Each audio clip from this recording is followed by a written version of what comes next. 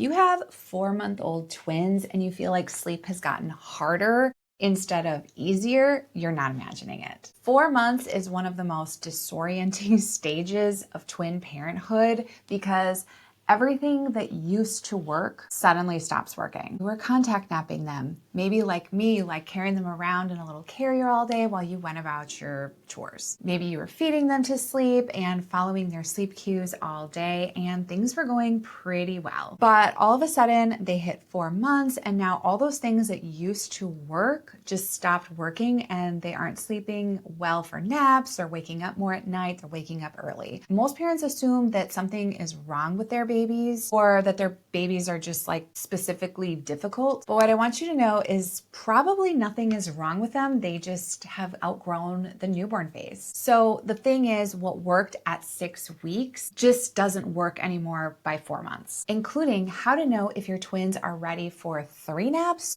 or if they still need 4. And we're gonna talk about what a real day-to-day routine can actually look like. So if that sounds interesting to you, make sure you stay with me. I'm Laura Van Leuven, a registered nurse, certified infant sleep coach, and a mom of 5, including a set of twins. I run the Twin Sleep Academy, which you can find over at twinsleep.com. And I help parents of newborn through 18-month-old twins get their babies to sleep all night without using cry it out or harsh methods. So 4 months is actually one of the most common ages where twin families will find me.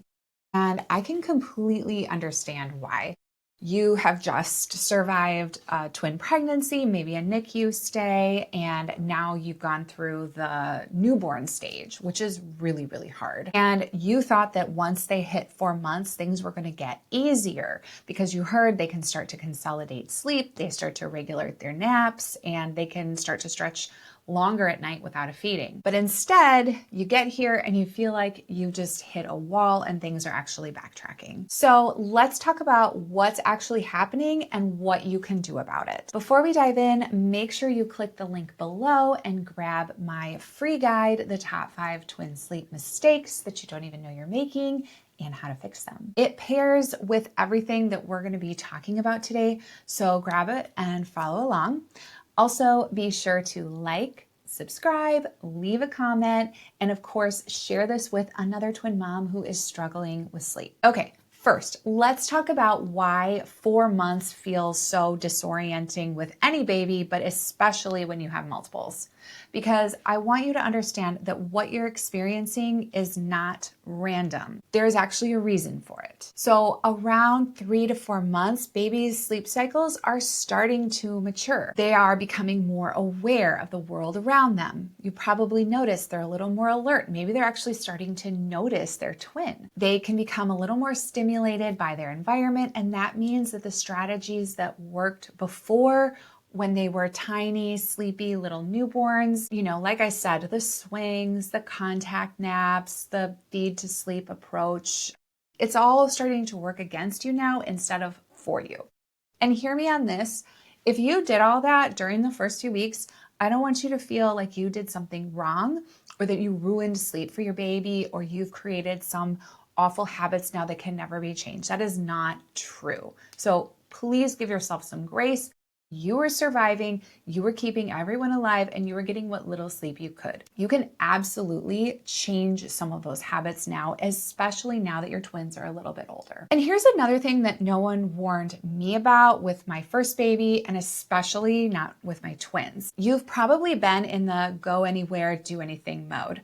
Like when I have a really little newborn, I think of them sort of as kind of an accessory. I can just bring them with me anywhere and it seems like they'll just sleep and I don't have to worry too much about lots of noises or stimulation. So newborns can kind of nap anywhere. They a lot of times will nap in a carrier, in the stroller, in the car, and you can bring them along to like an older sibling soccer game, or I've even brought my newborns with me to like work conferences, and they just sort of go with the flow and sleep. They are just more aware of their environment now. And so the stimulation that used to not really bother them, it's now going to keep them awake. So a baby that used to just nap when you were pushing them through Target they are now going to want to look around and see what's going on in the world. They're realizing, hey, there's stuff going on around me. There's cool things to look at. But I want you to hear me also. That doesn't mean that you can never leave your house. It means that your twins now need at least one quiet, dark, distraction-free nap per day, ideally in their cribs or bassinet, just to get that restorative sleep that their developing brains actually need and to keep you on track to get a good night's sleep. And there's something else that I want you to hear. Your twins probably still need at least one feeding overnight at this age. And I just want you to know that's completely normal and developmentally appropriate. We are not trying to eliminate night feeds just yet. We're trying to create a daytime structure that sets everyone up for the best possible nights. If you do have questions about how much feedings your babies need at night, I highly encourage you to reach out to your doctor or your pediatrician and ask them about any concerns you have if you feel like your babies are eating too much during the night. So again, the goal at 4 months is not perfection. It's building a strong foundation when it comes to sleep and daytime routines. So before we really get into the actual schedules of what a 4-month-old set of twins needs, I want to give you a little bit of context, because understanding where 4 months fits into that sort of bigger picture of sleep, it's going to help make everything make more sense. So sleep development follows a natural progression, okay? So it's something like this. Newborns, they usually nap like 5 to 6, sometimes more times a day. It's sort of scattered, pretty random, and most of the time you're going to be following their sleepy cues. Wake windows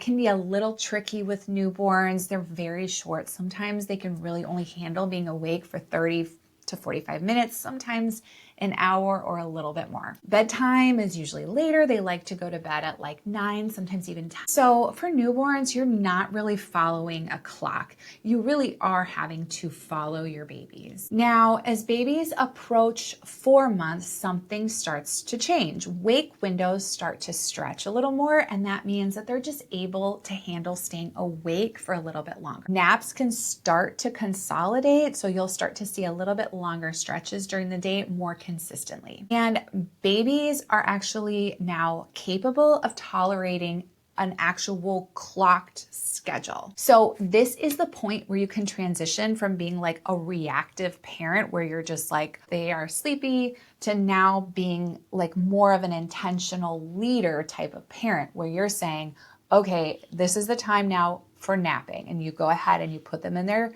cribs, even if both of them aren't always showing signs of sleepiness. So you're going from following their cues to leading with a little more structure. Now, this is great for any parent, but especially parents of multiples. As a twin mom, I just found so much relief in having this type of structure that I never had with one baby. Because the thing is, having 2 babies on that parent-led schedule means that you are going to get predictable breaks in your day. And as a parent of multiples, you absolutely need that. And honestly, your babies need you to take that break. 2 babies that are over 4 months and they're still on a newborn cue-based approach means you're going to be spending your entire day managing 2 separate, unpredictable little humans.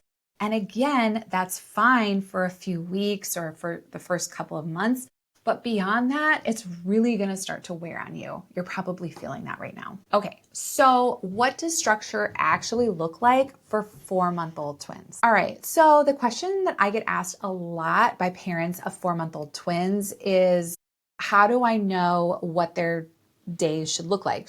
Should they be on 4 naps or 3 naps? And again, it really depends on your babies. So some 4-month-olds, like right when they turn 4 months, they're ready for 3 naps, while others still need 4. And trying to force like a 3-nap schedule on babies who aren't ready, it can lead to overtiredness, just frustration, bedtime battles, and even more night wakings, which is exactly the opposite of what we want for you. So here's what to know. Your twins are likely ready to move to 3 naps if they are always refusing that fourth nap of the day, like every day for several days, not just like one day here and there. If they're able to stay 2 hours without becoming overtired or cranky or just like they're very uncomfortable. And your babies likely still need 4 naps if they are not able to stay awake more than 2 hours. So they're showing all those sleepy cues and yawning and tired even before the 2-hour. You'll know because if you do start skipping that fourth nap and they become really cranky, overtired, bedtime's kind of a chaotic mess, and they're now not sleeping well overnight, then you can go back to adding in that fourth cat nap. And we'll talk about the specifics in just a second. Now, if they just turned 4 months, especially if they were born a little bit early, they likely still need 4 naps. If they're kind of small for their age, or we're still working on them gaining weight. But here's what I want you to remember. There's no rush to get them on a 3-nap schedule. And if you do put them on a 3-nap schedule and it's not working, you can always go back to the 4-nap schedule for a couple of weeks until they're ready. Because moving to 3 naps can create more chaos than it actually solves. So if your twins still need 4 naps, just keep them on 4 naps. It's not going to be much longer. The transition is going to happen, and it will happen pretty naturally when they're ready. Okay, so let's look at this 4-nap schedule. So at 4 months, your typical wake window is going to be around 1 hour 45 minutes to about 2.5 hours long. And, we do want them to have a little bit of a longer wake window at the end of the day so that enough sleep pressure builds up for them to want to go to sleep and stay asleep for the rest of the night. Okay, so here's the schedule, and there's just a couple things that I want you to notice. So that fourth nap at the end of the day, it really is just a bridge. It is a short cat nap to get your babies to bedtime without them becoming like full overtired or cranky or just like melting down. So this is not a full nap. So if you're finding they're only sleeping 15, 20 minutes, that's totally fine. You can go ahead and keep that cat nap for now. You are not trying to get another hour or hour and a half here. Really, again, it's just like a 15 to 30 minute nap. It really should be no more than 30 minutes.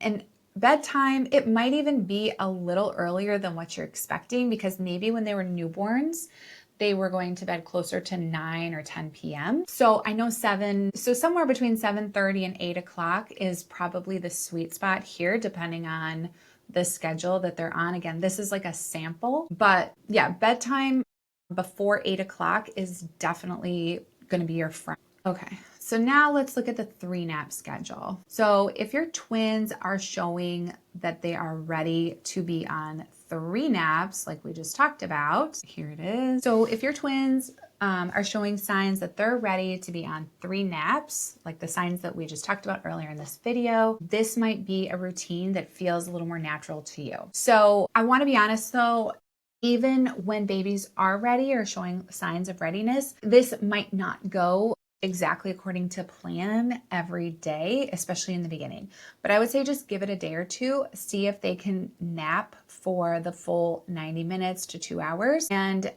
if they're just not able to do that, go ahead and go back to the 4-nap schedule if they're just taking shorter naps. But okay, let's look at the first nap of the day. Is a lot of times this is surprising to people, but I do like to have a little bit of a shorter wake window in the morning. I just find that most babies do well with that. You will be able to decide with your babies if that's a good wake window for them. And then you'll go through, not be perfect right away, but you're working to gently implement this schedule to help your babies learn how to connect their sleep cycles in their crib or in their bassinet.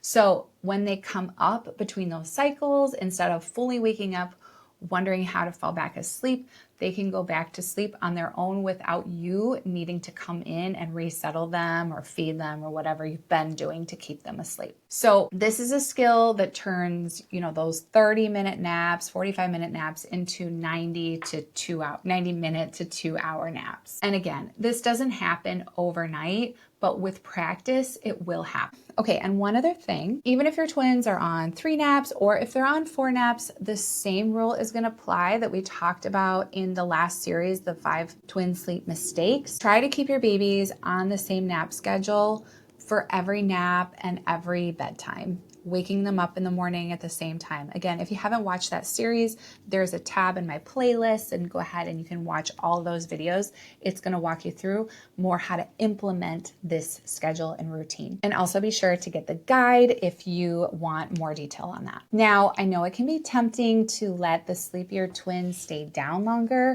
And I know that waking a sleeping baby feels like a sin, but the moment you let them drift into different schedules, again, you're going to lose your breaks and you're going to go back into survival. So pick your wake time, pick your up, and just do that every single day, because that consistency is really going to make a difference after a couple of weeks. Now, I am going to share a couple stories with you because I think they're a great way to learn, but I am quickly going to walk you through some of the common mistakes and questions that I get from parents who have 4-month-old twins. And I just want you to remember that if you're doing any of these, it's not like you're doing something awful or wrong. It's just the way that we've learned to survive and get what little sleep we can to make it through our day. So mistake number one, and I've already kind of touched on this, but it's treating your twins like newborns. So maybe you still have them sleeping in a swing or a bouncy seat. Maybe you're still contact napping them. Maybe you are still feeding them to sleep for every nap during the first few months. It served its purpose. 4 months, if you want them to start sleeping independently in their own cribs, those things are now going to become crutches. And your babies really are capable of more now than they were even just a few weeks ago. So it's time to start building towards independent sleep, gently and gradually, but consistently. So mistake number two that I see parents make a lot during this stage is that they're still following individual sleepy cues for each baby. And again, that worked really well in the early months. But with twins, it can get very confusing and it creates those two different schedules, two different routines. And by 4 months, your babies are actually ready to be led by you. And that's not harsh. It really is what they need and what you probably need as a family. Mistake number three that I see families make is assuming that their babies are just going to nap anywhere the same as they used to as newborns. Now, I cannot tell you how many families come to me saying that their twins nap great in the stroller or the car, and now suddenly they won't. And that is completely normal. Or maybe they seem to nap pretty well in the stroller, and they've been doing that every day since they were newborns, but now they're not sleeping through the night or they're having a harder time going down. Your 4-month-old twins are just more aware now. Sometimes I like to think about raising children as watching a person slowly wake up for the first time. And this is just part of that. They're curious, they're stimulated, they're realizing there's a whole world around them.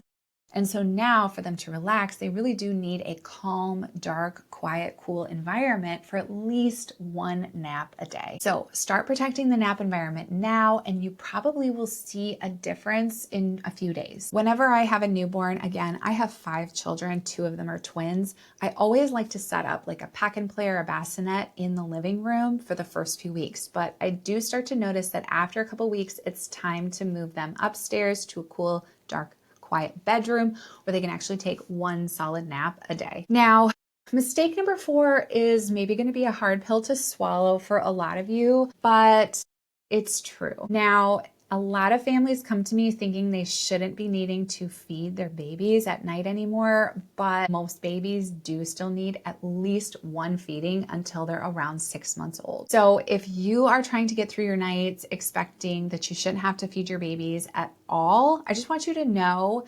that don't be surprised if they are waking up and, after a time, if they're still crying and you've been trying to soothe them, and you might want to go ahead and offer them a feeding if you think they need it. Because if you're expecting too much out of them before they're ready, then that can just lead to actually more frustration and more exhaustion for everyone. So truly, this is a time to just trust the process. And if they need to be fed, please go ahead and feed your babies. All right, so let's talk about some real life twin moms who came to me for help. So the first family, they had 4-month-old twins, and they also had an older toddler, which again reminds me a lot of myself because that was my situation when my twins were born. My daughter was 2.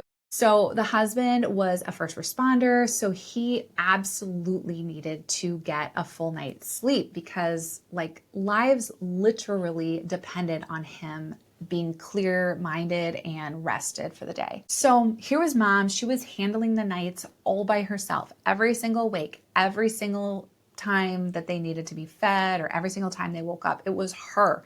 And then she was having to stay home with both the twins and the toddler all day. So she was doing this by camping out in the nursery with the twins. And she was like responding to every little noise, trying all different kinds of soothing methods and running completely on empty. Her twins, when she came to me, they were waking sometimes around 10 times a night.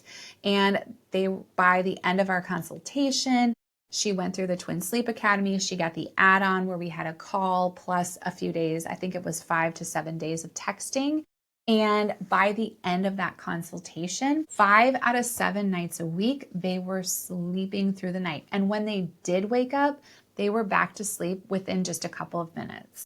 Now, what she told me was it wasn't just the schedule that helped her, because that was really helpful for her, but it was also having multiple gentle approaches to choose from based on her comfort level. So in the Twin Sleep Academy, I do not just teach one method. I teach multiple, and I show you how to choose which method is going to work for your babies. So she never had to do cry it out. And there was a path forward that just felt right for her and her family. Now, the second family that started working with me, this one was really rewarding to me. So she came to me when her twins were 4 months old, and within a few days, they were sleeping all night. But then life happened. So one of her twins got really sick and had to go to the hospital, and the other one stayed with grandpa and grandma. And we all know grandma and grandpa mean really well, but they sometimes have a hard time following the same plan that the parents do. So the routine totally fell apart, and for months, or at least a month, they were back rocking and feeding to sleep,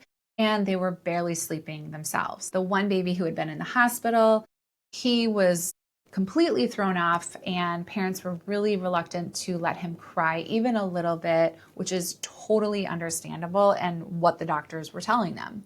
The other baby who hadn't been sick, he again was totally off of his routine just because he had been staying with grandpa and grandma, who loved him and cared for him really well, by the way. But here's what I love about this story, because normally if you hire a sleep consultant and things get off track, you now have to hire them again in order to get any kind of support. But with the Twin Sleep Academy, we have an ongoing membership where when you join, you not only get access to all of my teaching material, but you also get access to our group calls, which are live with me, and our Facebook community. So that is all at no extra charge. So mom was able to jump in on some group calls and ask some questions in the Facebook community, and I was able to walk her through all of that, again, at no extra charge. And by the time we were done with all of that, both boys were falling asleep independently and not crying. And this family story is one I think about a lot because it shows something really important that I don't know if a lot of parents always understand. Sleep isn't something that you achieve once and then never think about again. Life just throws things at you, illnesses, travel, regressions. But what really matters is that you have a framework that you can always come back to, a community that can support you when things start to fall apart, and a plan that's built specifically for twins, not just a one-size-fits-all approach.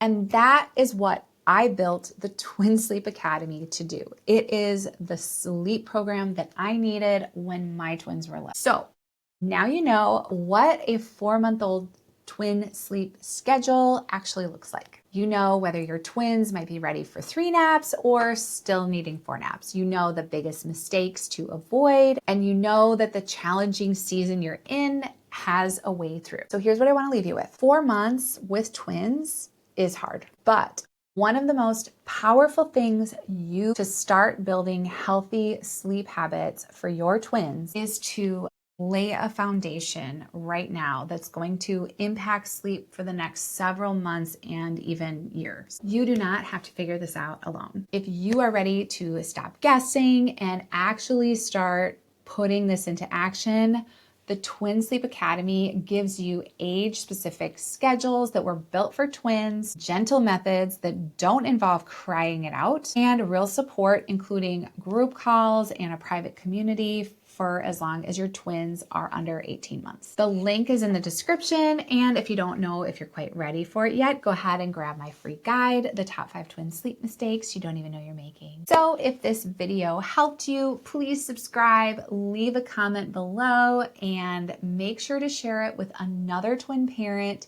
who needs support when it comes to sleep. And I'd love to know, are your twins on a 3-nap schedule or a 4-nap schedule right now? Let me know in the comments, and I'll see you on the next episode.